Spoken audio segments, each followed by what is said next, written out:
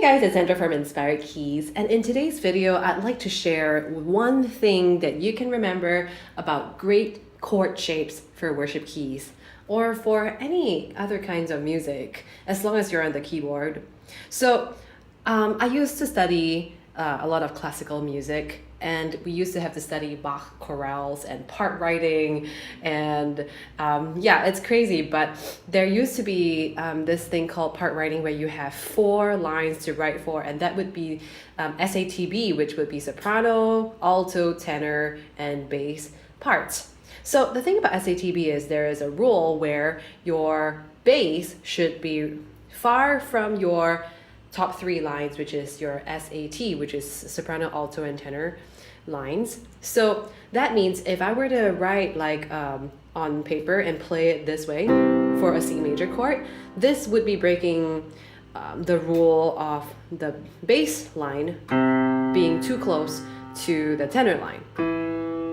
So in order to prevent this mistake, you want to bring your E up from this E to the E up here. So this instantly solves the problem where you have your bass line being a little far away from your tenor line, alto line, and soprano line. So also this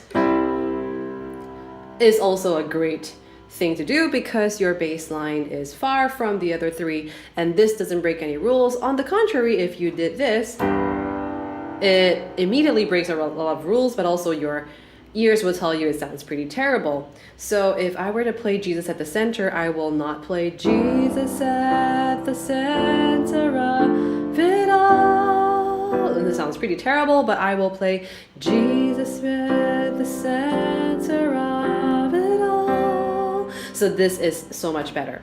So yeah, just a tiny little tip on how you can play better chord shapes, make your bass note far away from your other harmony notes. Also, you can do, like, if your hands are long enough, you could do this, right? So as you can see, I'm struggling because my fingers are just not very long. So if you could, it would be very ideal if your left hand could do.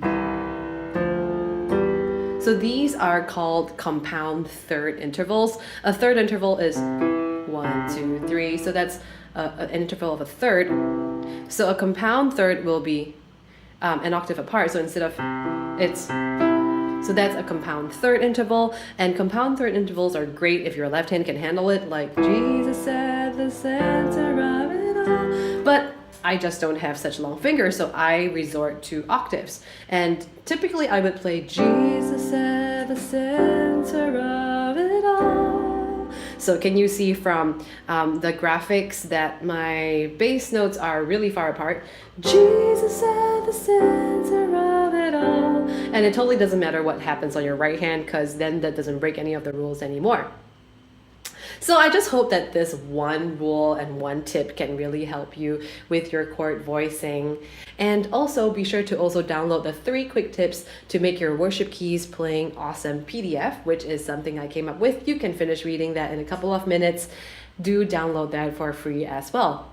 I hope this video helped you. Now, if it did, be sure to help this video rank higher on YouTube by liking, subscribing to the Inspired Keyboardist YouTube channel, as well as to share it by social media or with your friends in the worship team by word of mouth. Also comment below what you think about today's teaching or any suggestions for future videos. Also, the Inspired Keys Academy is for you if you'd like to fast track your worship keys playing. So there are videos in there that you can access at your own time, learn as fast as you like, ask questions about worship keys, upload videos or audio files of your own playing, and get critique from it. So if this sounds like an interesting thing to you, then be sure to check out the Inspired Keys Academy on inspiredkeys.com/join, and I can help you become a better worship keys player. Thanks so much for watching this video, and I'll see you in the next one. Happy playing and God bless.